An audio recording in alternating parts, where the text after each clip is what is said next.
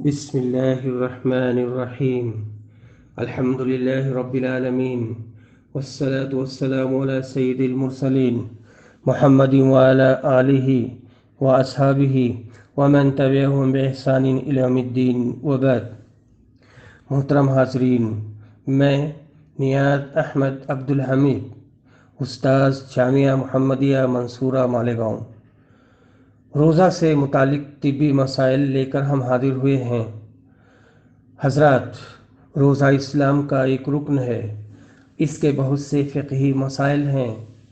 اس بابت بہت سے طبی مسائل بھی ہیں جن کا سابقہ کبھی مرد کو پڑتا ہے اور کبھی عورت کو، کبھی تندرست کو اور کبھی بیمار کو۔ انہی مسائل کو ہم آپ کے سامنے پیش کریں گے۔ ان کی کل تعداد 38 ہے۔ روزہ کی حالت میں آنکھ اور کان میں دوا ڈالنا، روزہ کی حالت میں سرما لگانا اور کان میں دوا ڈالنا جائز ہے، اس کا ذائقہ گلے میں محسوس ہو یا نہ ہو۔ بعض علماء کا یہ ماننا ہے کہ اگر ذائقہ گلے میں محسوس ہو تو احتیاطاً اس کی قضا کر لے۔ آنکھ اور کان کھانے اور پینے کے راستے نہیں۔ سرما یا آنکھ اور کان کے قطروں کو شرع اور عرف عام میں کھانا پینا نہیں کہا جاتا ہے۔ حضرت انس بن مالک رضی اللہ عنہ روزے کی حالت میں سرما لگاتے تھے۔ سنن ابو داؤد۔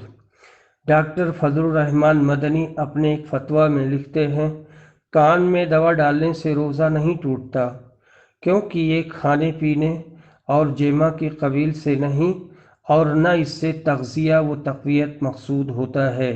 نعمت المنان، جلد نمبر 3، صفحہ نمبر 179 180۔ ناک میں دوا ڈالنا، ناک میں دوا ڈالنا جائز نہیں، کیونکہ ناک میں دوا ڈالنے سے یہ گلے میں چلی جائے گی اور گلے سے معدہ میں اتر جائے گی، اور ناک کھانے اور پینے کا راستہ بھی ہے۔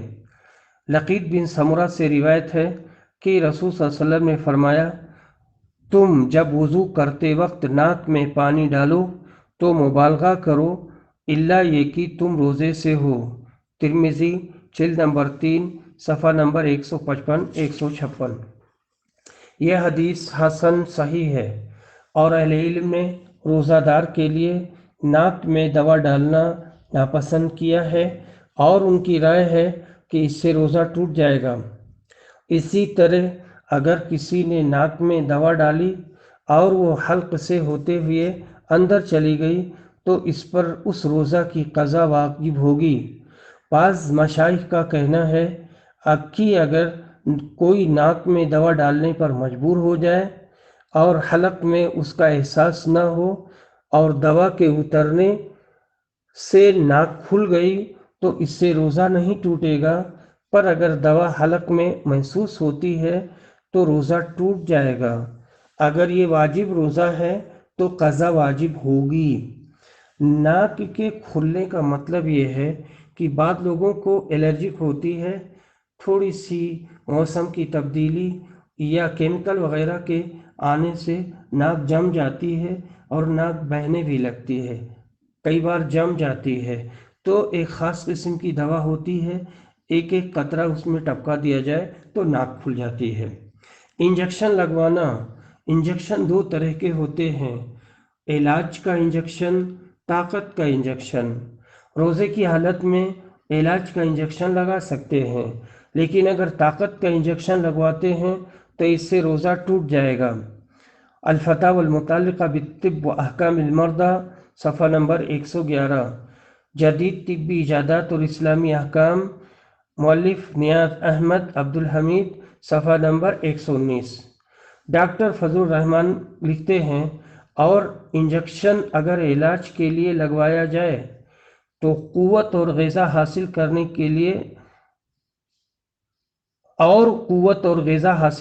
کے لیے نہیں، تو اس کا روزہ پر کوئی اثر نہیں پڑتا۔ البتہ ایسے انجیکشن جو قوت اور غذا کا کام کرتے ہیں ان کے لگوانے سے احتراز کرنا چاہیے، کیونکہ حالت روزہ میں کھانے پینے کی ممانعت کا ایک مقصد یہ بھی ہے کہ روزہ دار کچھ بھوک و پیاس اور کمزوری محسوس کرے اور اس طرح اسے غربا اور مساکین کی پریشانیوں کا احساس ہو۔ اب اگر انجیکشن کے ذریعے قوت اور غذا حاصل کر لے تو یہ مقصد فوت ہو جائے گا، اور انجیکشن ایک طرح سے کھانے پینے کے حکم میں ہوگا۔ نعمت المنان جلد نمبر 3 صفحہ نمبر 179-180۔ شیخ محمد بن ابراہیم کا ماننا ہے کہ انجیکشن سے روزہ ٹوٹ جائے گا، وہ چاہے جس قبیل سے ہو، کیونکہ انجیکشن کا محلول پانی سے تیار کیا جاتا ہے۔ پر اگر غور کیا جائے تو نہانے سے اور بھیگا کپڑا اوڑھنے سے مسامات کے ذریعے جسم میں پانی جاتا ہے، اس لیے ان کی بات منطقی نہیں لگتی۔ گلوکوز چڑھانے سے بدن کو طاقت ملتی ہے، اس لیے روزہ کی حالت میں گلوکوز چڑھانے سے روزہ ٹوٹ جائے گا۔ انسولین کا انجیکشن لینا، شوگر کا مریض اگر اس کو دن میں انسولین کے انجیکشن کی ضرورت ہے تو لے سکتا ہے، اس سے روزہ نہیں ٹوٹے گا اور اس کی قضا نہیں ہے۔ اگر رات میں لینا ممکن ہو اور آسان ہو تو یہ بہتر ہے رات ہی میں لے لیا کرے، ورنہ بوقت ضرورت و بقدر ضرورت وہ کسی بھی وقت لے سکتا ہے۔ بینسلین کا انجیکشن لگا سکتے ہیں کیونکہ یہ خالص علاجی انجیکشن ہے۔ خون چڑھوانا، کسی بیماری، حادثہ یا آپریشن کے وقت خون چڑھانے سے روزہ ٹوٹ جائے گا، کیونکہ اس سے بدن کو طاقت حاصل ہوتی ہے۔ خون بدلوانا، جن کی کڈنی فیل ہو جاتی ہے وہ خون دھلواتے ہیں اور مشین سے اس کی صفائی کرواتے ہیں۔ اس میں بعض کیمیائی مواد جیسے شکر اور نمک ملاتے ہیں، اس سے روزہ ٹوٹ جائے گا۔ جن کی کڈنی فیل ہو جاتی ہے ان کو یہ کام بار بار کروانا پڑتا ہے۔ فتاوی رمضان ڈاکٹر فضل الرحمن المدنی صفحہ نمبر 5۔ چیک اپ کے لیے خون کا نمونہ دینے میں کوئی حرج نہیں، اس سے روزہ پر کوئی اثر نہیں پڑے گا۔ خون کا عطیہ دینا، کسی حادثہ کے پیش نظر کسی مریض کی جان بچانے کے لیے روزے دار خون کا عطیہ دے سکتا ہے۔ اگر خون دینے سے وہ کمزور ہو جائے گا اور روزہ توڑنا پڑے گا تو خون نہ دے۔ اسی طرح عام حالات میں مسلم یا غیر مسلم کو خون کا عطیہ دیا جا سکتا ہے اور ضرورت پڑنے پر غیر مسلم کا خون لیا جا سکتا ہے، لیکن اگر حربی کافر کو خون نہیں دیں گے۔ البتہ خون کی قیمت لینی جائز نہیں، کیونکہ یہ جسم اللہ کا ہے، ہم اس کی قیمت نہیں لے سکتے۔ غیر مسلم کا خون مجبوری کی حالت میں لیا جائے، بعض علماء کا یہی کہنا ہے۔ دمہ کے مریض کے لیے روزہ کی حالت میں اسپرے کا استعمال، اگر مجبوری نہ ہو تو دمہ کا مریض اسپرے کا استعمال نہ کرے، لیکن بدرجہ مجبوری علماء نے اسے جائز قرار دیا ہے۔ جن لوگوں نے جائز قرار دیا ہے ان میں شیخ ابن باز بھی ہیں۔ انہوں نے سورۃ الانعام کی اس آیت سے استدلال کیا ہے، وَقَدْ فَصَّلَ لَكُمْ مَا حَرَّمَ عَلَيْكُمْ إِلَّا مَا اضْطُرِرْتُمْ إِلَيْهِ، اور اللہ نے ان ساری چیزوں کی تفصیل بتا دی ہے جن کو تم پر حرام کیا ہے، ہاں مگر اس وقت جب آدمی مجبور ہو جائے۔ ان کا کہنا ہے کہ یہ کھانے پینے کے مشابہ نہیں، اس واسطے یہ ٹیسٹ کے لیے خون نکلوانے اور غیر مغذی انجیکشن کے مشابہ ہے۔ غیر مغذی انجیکشن کا مطلب یہ ہوا وہ انجیکشن جو جسم کو غذا نہیں فراہم کرتا ہے اور اس سے طاقت نہیں ملتی ہے۔ روزہ کی حالت میں دانت اکھڑوانا، اگر روزے دار کو دانت اکھڑوانے کی ضرورت پڑ گئی تو دانت اکھڑوا سکتا ہے، یا دانت میں کیمیائی مادہ بھرنا ہے یا دانت صاف کروانا ہے تو سب کچھ کروا سکتے ہیں، لیکن اس بات کا اہتمام کریں کہ خون، پانی یا دوا گلے سے نیچے نہ اترے۔ اگر دانت کا معاملہ فجر سے پہلے یا مغرب کے بعد مقدم یا مؤخر کر سکیں تو بہتر ہوگا۔ اگر دانت روزہ کی حالت میں اکھڑواتے ہیں تو سن کر کے انجیکشن لگوا سکتے ہیں۔ اکھاڑتے وقت جو خون نکلے اس کو سنبھالیں اور گلے کے نیچے نہ جانے دیں۔ اگر اچانک خون یا پانی چلا گیا تو اس کا روزہ نہیں ٹوٹے گا، کیونکہ یہ آدمی اس کو سنبھال رہا تھا اور سنبھلا نہیں، اچانک چلا گیا۔ اور فاتقوا اللہ ما استطعتم، جتنا ہو سکے تم اللہ کا تقوی اختیار کرو، اور اس نے اتنا کیا۔ روزہ کی حالت میں قے ہونے سے روزہ نہیں ٹوٹے گا، اور جان بوجھ کر قے کرنے سے ٹوٹ جائے گا۔ رسول اکرم نے فرمایا ہے، من درعہ القیء فلیس علیہ قضاء ومن استقاء عمدا فلیقضی۔ ابو داؤد جلد نمبر 2 صفحہ نمبر 283۔ جس کو قے ہو گئی اس پر قضا نہیں، اور جس نے قے کیا تو وہ قضا کرے۔ قے کرنے کا مطلب یہ ہے کہ اس نے گلے میں انگلی ڈال دی یا مرغی کا پر گلے میں ڈالا اور گدگدایا، اور یہ عمل جان بوجھ کر کیا اور تاکہ قے ہو جائے۔ تو اس کا خلاصہ یہ ہوا کہ قے ہونے سے روزہ نہیں ٹوٹے گا، پر قے کرنے سے روزہ ٹوٹ جائے گا۔ پاخانہ کے راستے پر دوا لگانا یا دوا ڈالنا۔ سخت بخار کی حالت میں پاخانہ کے راستے میں تھرمامیٹر ڈالا جاتا ہے اور بخار چیک کیا جاتا ہے، اور بواسیر کی بیماری میں اس کے راستہ پر دوا لگائی جاتی ہے، یعنی مقعد پر دوا لگائی جاتی ہے پاخانے کے راستے پر۔ اس سے روزہ نہیں ٹوٹے گا۔ بخار کی بابت استقبال رمضان عبداللہ علی الرکبان کی کتاب سے یہ مسئلہ لیا گیا ہے، صفحہ نمبر 99 سے۔ تھرمامیٹر ڈال کر چیک کرنا روزہ پر منفی اثر نہیں ڈالے گا، اس سے روزہ نہیں ٹوٹے گا، کیونکہ یہ نہ تو کھانا ہے اور نہ ہی کھانے کے قائم مقام۔ الشرح الممتع جلد نمبر 6 صفحہ نمبر 381۔ روزہ کی حالت میں عورت کا اپنی شرمگاہ میں ضرورت کے پیش نظر ہاتھ ڈالنا۔ اگر کسی ضرورت کے پیش نظر کوئی عورت ایسا کرتی ہے تو نہ اس پر غسل جنابت فرض ہوگا اور نہ ہی روزہ ٹوٹے گا۔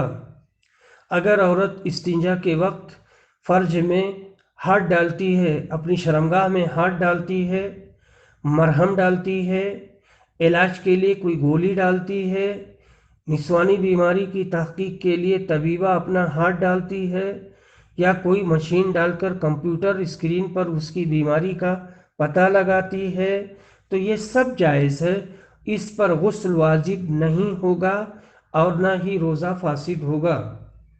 لیکن اگر وہ عورت باوضو تھی تو اس کا وضو ٹوٹ جائے گا، کیونکہ بنا حائل کے شرمگاہ چھونے سے وضو ٹوٹ جاتا ہے۔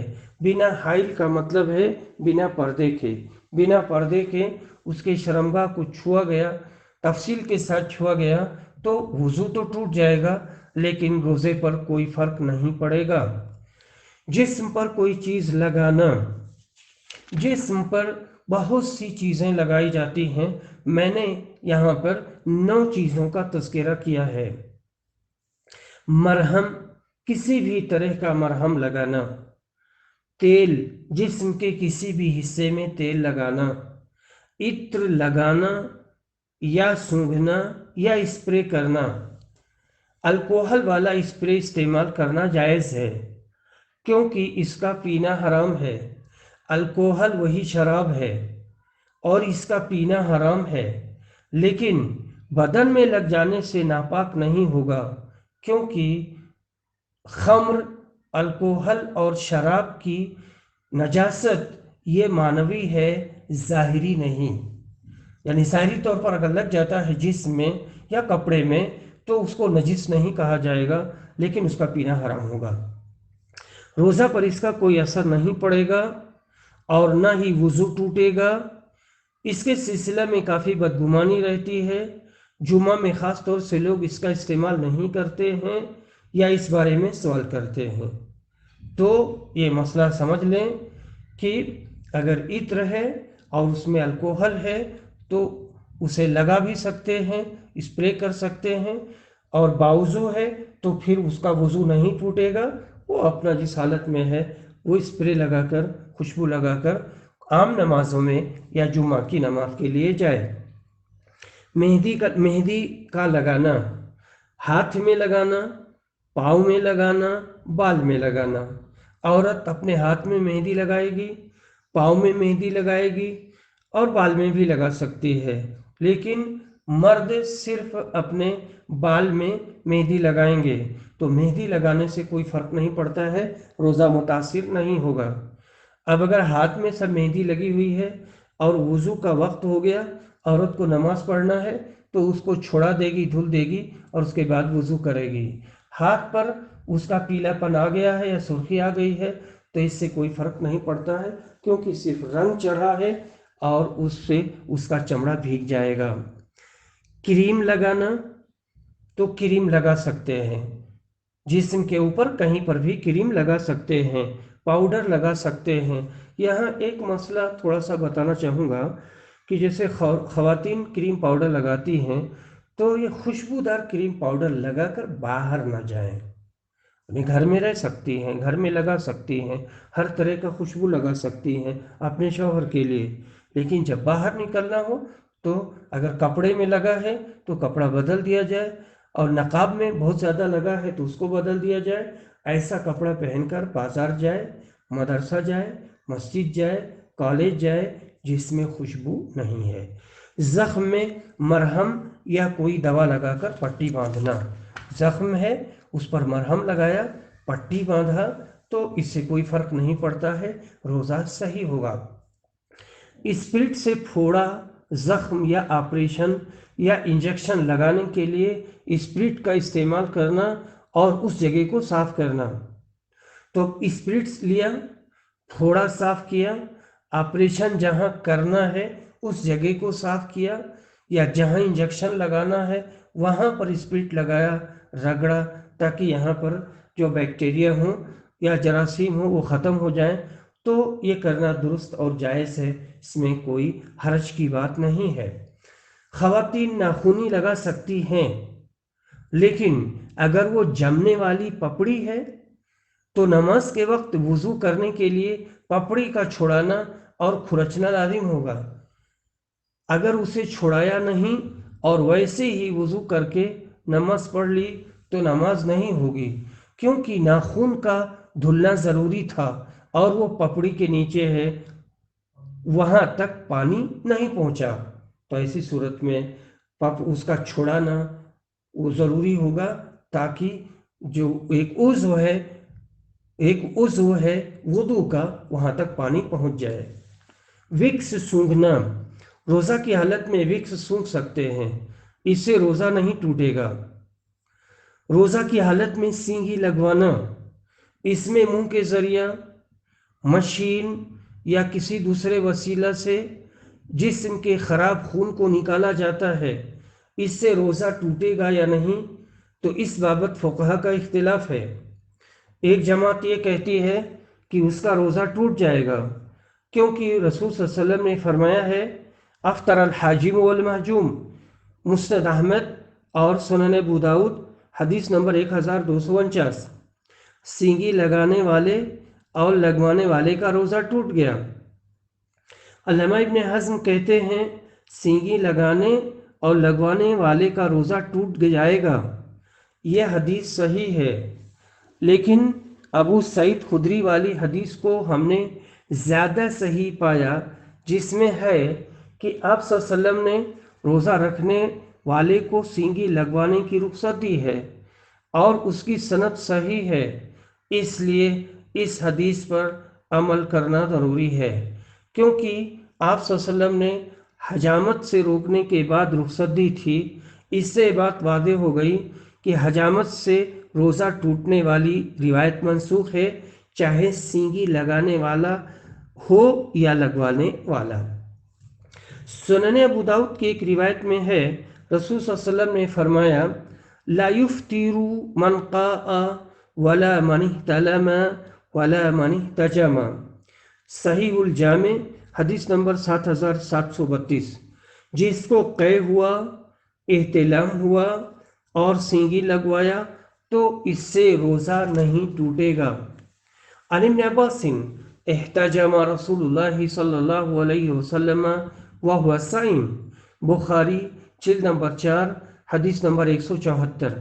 حضرت ابن عباس سے روایت ہے کہ رسول صلی اللہ علیہ وسلم نے روزہ کی حالت میں سینگی لگوائی۔ صحیح اور راجح بات یہی ہے کہ حجامت سے روزہ نہیں ٹوٹے گا۔ اختلاف سے بچنے کے لیے آدمی مغرب کے بعد یا فجر سے پہلے لگوا لے تو بہتر ہوگا۔ خونی بواسیر کا مریض بوقت ضرورت روزہ توڑ دے۔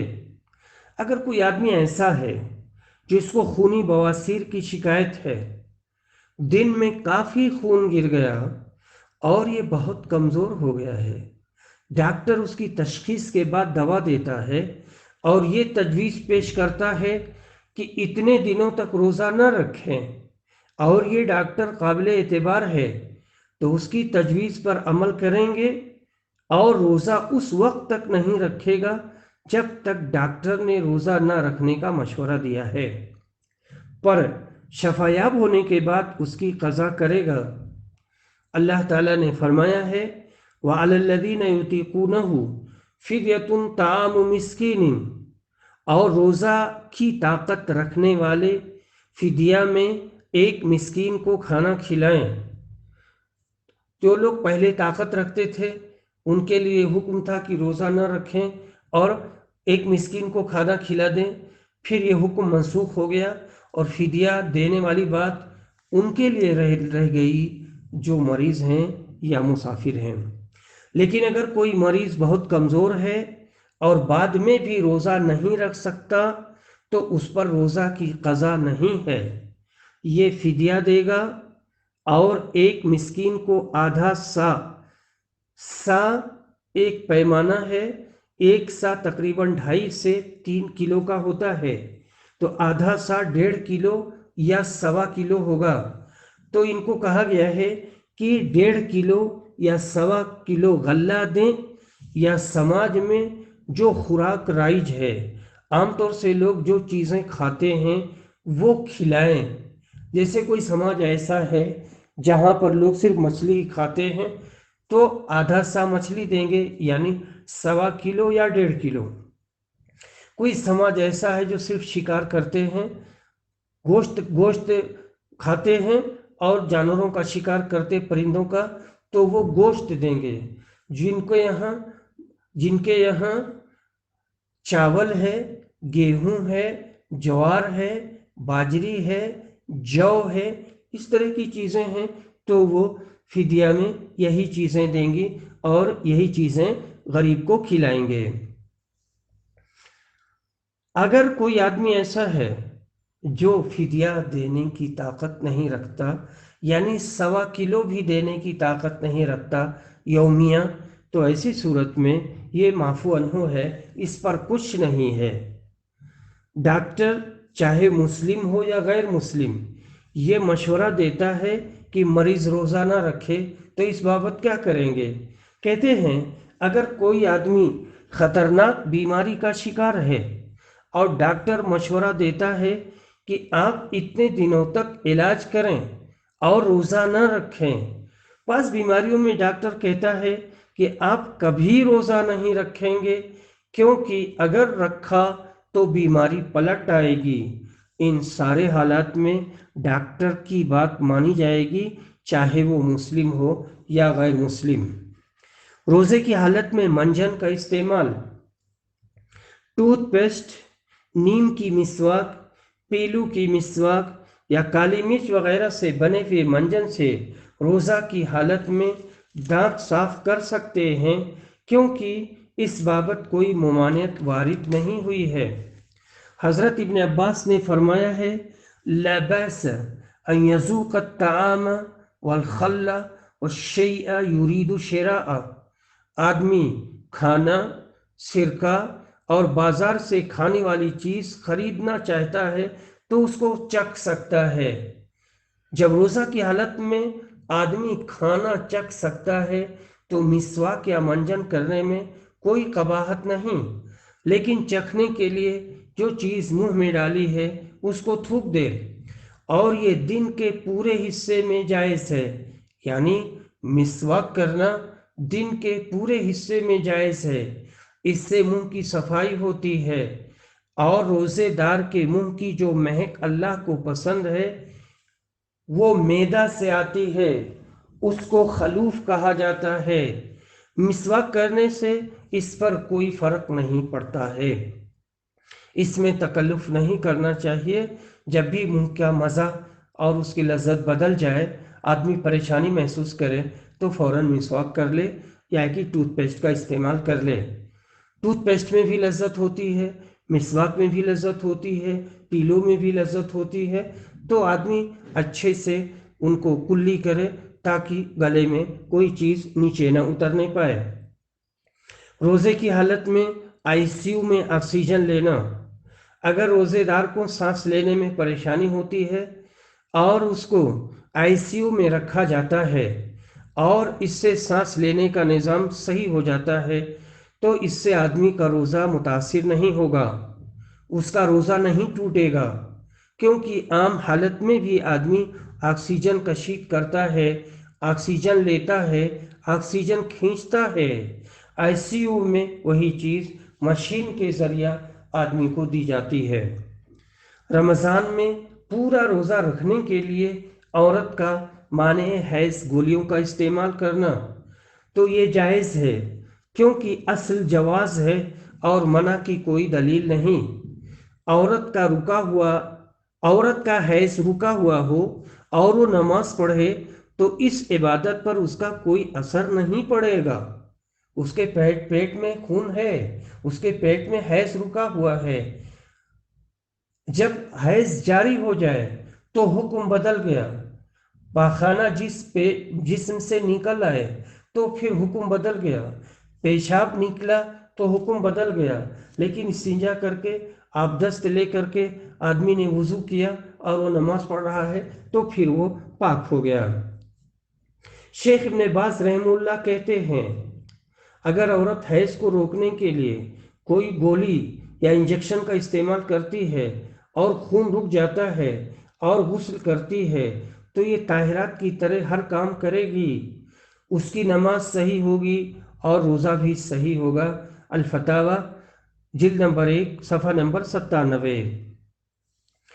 اس مسئلے میں لوگ اختلاف بھی کرتے ہیں، بہت سے لوگوں کا یہ ماننا ہے کہ یہ حیض کا روکنا نقصان دہ ہوتا ہے، اس لیے اس کو چھیڑا نہ جائے، اس کو اپنی حالت پر چلنے دیا جائے، جب آئے تو خواتین رک جائیں اور روزہ نماز نہ کریں، جب چلا جائے ختم ہو جائے تو غسل کرنے کے بعد میں پھر وہ نماز پڑھیں، اور اگر روزے کا مہینہ ہے تو روزہ رکھیں اور بعد میں چھوڑے ہوئے روزوں کی قضا کریں، یہ ٹھیک ہے۔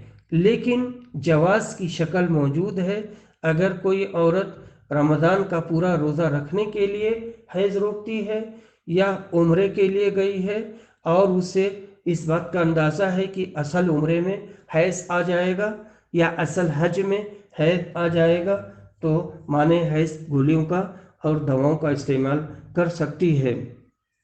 حاملہ اور مرضعہ کے لیے روزہ نہ رکھنے کی رخصت ہے۔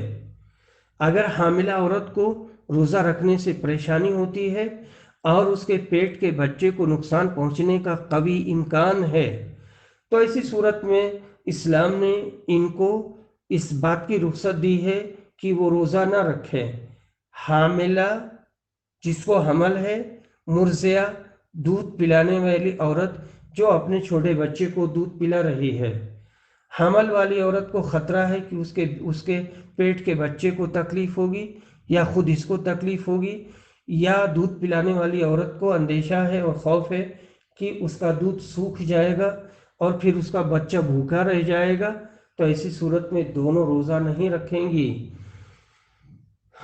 اسی طرح اگر عورت بچہ کو دودھ پلاتی ہے اور روزہ رکھنے سے دودھ کم ہو جاتا ہو یا سوکھ جاتا ہو اور اس کی وجہ سے بچے کو تکلیف ہوتی ہو تو اسے بھی رخصت دی گئی ہے کہ وہ روزہ نہ رکھے اور روزہ توڑ دے، بعد میں ان کی قضا کرے۔ یہ دونوں بیمار اور مسافر کے حکم میں مانے جائیں گے۔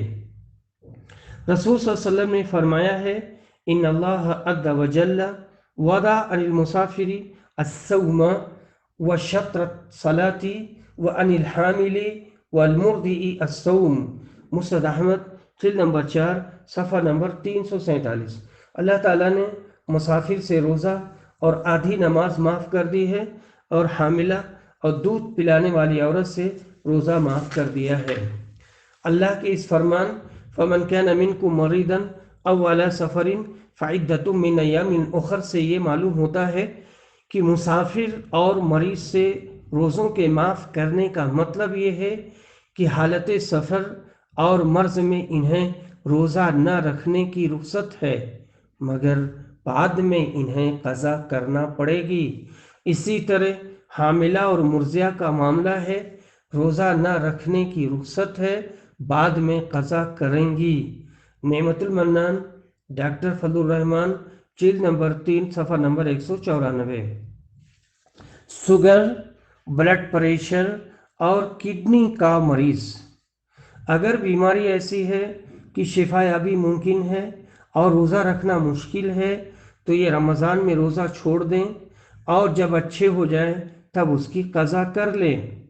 پر اگر مرض مزمن ہے اور شفا یابی ممکن نہیں اور ڈاکٹروں نے اس کی صراحت کر دی ہے تو یہ مریض روزہ نہیں رکھے گا اور ہر دن کے بدلے ایک مسکین کو کھانا کھلائے گا یا 1.5 کلو کھجور، چاول یا گیہوں مسکین کو دے گا۔ شوگر ابتدائی مرحلے میں زیادہ پریشان نہیں کرتا ہے، لیکن وقت گزرنے کے ساتھ ساتھ یہ جسم کے بہت سے اعضاء کو خراب کر دیتا ہے۔ اس مرحلے میں کافی پریشانی آتی ہے۔ اطباء کہتے ہیں کہ روزہ شوگر والوں کے لیے موسم بہار ہے، اس سے شوگر کا لیول کافی گھٹ جاتا ہے اور کنٹرول میں بھی آ جاتا ہے۔ پر اگر آدمی ایسے مرحلے میں ہے کہ روزہ رکھنے کی طاقت نہیں اور روزہ رکھنے سے شوگر گھٹ جاتا ہے اور چکر آنے لگتا ہے تو ایسا آدمی روزہ نہیں رکھے گا اور ہر روزے کے بدلے ایک مسکین کو کھانا کھلائے گا یا آدھا سا یعنی 1.25 کلو یا 1.5 کلو غلہ غریب یا مسکین کو دے گا۔ مرگی کا مریض، اگر بیماری ایسی ہے کہ شفا یابی ممکن ہے اور روزہ رکھنے کی طاقت نہیں ہے، یعنی مرگی والا کہ وہ شفا یابی تو ہو سکتی ہے اس کی پر روزہ رکھنے کی قوت اور طاقت نہیں ہے، تو جب تک تکلیف ہے تب تک روزہ نہ رکھے، جب صحت لوٹ آئے اور چنگا ہو جائے تو چھوڑے ہوئے روزہ کی قضا کرے۔ لیکن اگر یہ بیماری جاری ہے اور اس کی شفا یابی کی امید نہیں تو یہ مریض روزہ نہ رکھے اور ہر دن کے بدلے ایک مسکین کو کھانا کھلائے۔ یہ کھانا ایک بار کھلانا ہوگا، چاہے دوپہر کا ہو یا شام کا۔ روزے کی تعداد کے مطابق مسکینوں کو بلائیں اور کھلائیں۔ اگر ایک ہی مسکین کو بار بار کھلائیں تو جائز ہوگا اور اس سے اس کی ذمہ داری ختم ہو جائے گی، یا ایک ہی دن 30 یا 29 مسکین کو کھلا دیں تو بھی اس کی فرضیت ساقط ہو جائے گی اور ادا ہو جائے گا۔ اگر بیمار بیک وقت کھانا نہیں کھلا سکتا تو کچھ ایک مہینہ میں کھلائے اور کچھ دوسرے مہینہ میں اور کچھ تیسرے مہینہ میں تو بھی درست ہوگا اور جائز ہوگا۔ اگر کوئی اس کی بھی طاقت نہیں رکھتا تو اس پر کچھ نہیں ہے، یعنی یہ فدیہ نہیں دے سکتا اور مسکین کو کھانا نہیں کھلا سکتا تو اس پر کچھ نہیں ہے۔ معدہ میں زخم کا ہونا، اگر کسی کے معدہ میں زخم ہے اور ڈاکٹر بہت سے کھانوں پر پابندی لگا دیتا ہے اور روزہ رکھنے سے بھی منع کر دیتا ہے کچھ دنوں تک آپ روزہ نہیں رکھیں گے، تو ایسی حالت میں علماء کا فتویٰ یہ ہے کہ اگر مریض بہت خراب حالت میں ہے اور معدہ کا زخم بہت تکلیف دیتا ہے اور ڈاکٹر قابل اعتبار اور ثقہ ہے اور اپنے فن میں ایکسپرٹ اور ماہر ہے، تو اس کی بات مانیں گے اور روزہ نہیں رکھے گا۔ جب روزہ رکھنے کی طاقت آ جائے، بیماری ختم ہو جائے، تب روزہ رکھے گا اور چھوڑے ہوئے روزوں کی قضا کرے گا۔ اللہ نے فرمایا ہے فَمَنْ كَانَ مِنْكُمْ مَرِيضًا أَوْ عَلَى سَفَرٍ فَعِدَّةٌ مِّنْ أَيَّامٍ أُخَرَ، سورہ بقرہ آیت نمبر 184۔ روزہ کی حالت میں حمل کا ساقط ہونا، اگر روزے کی حالت میں کسی وجہ سے حمل ساقط ہو گیا تو اس ساقط شدہ جنین کی دو حالت ہے۔ اگر جنین میں ہاتھ پیر نمایاں ہے تو یہ عورت نفاس کی عدت گزارے گی اور اس عدت کی مدت 40 دن تک ہے، لیکن اگر 40 سے پہلے ہی پاک ہو جائے تو غسل کرنے کے بعد روزہ نماز کرے گی اور یہ پاک ہو جائے گی۔ پر اگر جنین میں کسی طرح کی تخلیق نمایاں نہیں ہے تو نکلنے والا خون فاسد خون مانا جائے گا، طاہرہ ہوگی اور ہر طرح کی اس عبادت کو کرے گی جس میں طہارت شرط ہے۔ ٹی بی کا مریض اور روزہ، اگر ٹی بی کا مریض بنا کسی مشقت کے روزہ رکھنے پر قادر ہے تو وہ روزہ رکھے، لیکن اگر بیماری غالب آ چکی ہے اور مرض اتنا شدید ہے کہ آدمی روزہ نہیں رکھ پائے گا اور یہ مزمن ہو چکی ہے تو یہ روزہ نہ رکھے اور ہر دن کے بدلے ایک مسکین کو کھانا کھلائے۔ مزمن کا مطلب ہے بیماری اتنی شدید ہے اور اتنی سخت ہے کہ اب شفا یابی ممکن نہیں ہے۔ منہ کی بدبو بدلنے کے لیے خوشبودار گیس کا استعمال کرنا، تو اسے استعمال کر سکتے ہیں اس شرط کے ساتھ کہ اس میں صرف ہوا اور گیس ہو، پر اگر اس میں کوئی بہنے والا مادہ ہے تو اسے تھوک دینا چاہیے۔ اب ڈاکٹر کا علاج کرتے وقت بہت زیادہ تھک کر روزہ توڑ دینا، اگر کوئی ڈاکٹر ایسا ہے جو کسی خاص کیس میں بہت زیادہ تھک گیا ہے اور مریض کی تیمارداری کرتے، علاج دیتے، آپریشن کرتے یا ایک مخصوص قسم کی نگرانی کرتے کرتے تھک کے چور ہو چکا ہے اور اب وہ روزہ نہیں رکھ پائے گا، بہت سنگین حالت میں پہنچ گیا ہے، تو ایسی صورت میں وہ روزہ چھوڑ دے، مریض کو سنبھال لے تاکہ ایک معصوم کی جان ہلاکت سے بچ جائے۔